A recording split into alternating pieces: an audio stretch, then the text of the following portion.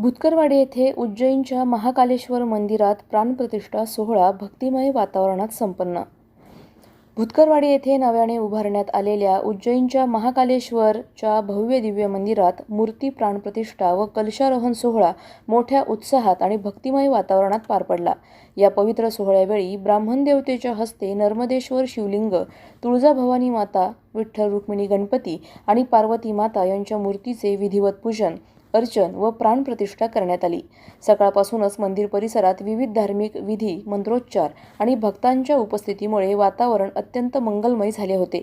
या मंदिरासाठी ऑस्ट्रेलियातील भारतीय सुपुत्र विक्रम गायवळे यांनी त्यांच्या 12 शिवलिंग संकल्पातील दुसरे नर्मदेश्वर शिवलिंग येथे अर्पण करून मंदिराच्या पावित्र्यात भर घातली। महाकाल मंदिर उभारणीसाठी गणेश शेठ ताठे, प्रवीण व विजय इगे बंधू, सागर खेडकर, दत्तात्रय कोके, कैलास काकडे आणि बाळासाहेब जगताप यांनी मोलाचे योगदान दिले।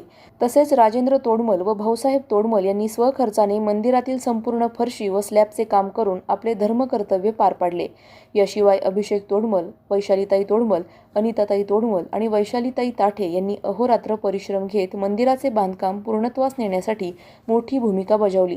आजच्या सोहळ्यानिमित्त सामाजिक कार्यकर्ते संजय चव्हाण यांनी स्वखर्चाने महाप्रसाद अन्नदानाची व्यवस्था केली, तर अमित शेठ भुतकर यांनी महाकाल चरणी मंडप व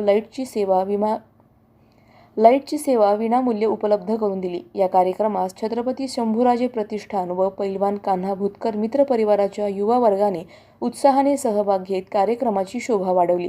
परिसरातील भाविकांनी मोठ्या संख्येने उपस्थित राहून महाकालेश्वराचे दर्शन घेतले आणि नव्या मंदिरासाठी शुभेच्छा व्यक्त केल्या।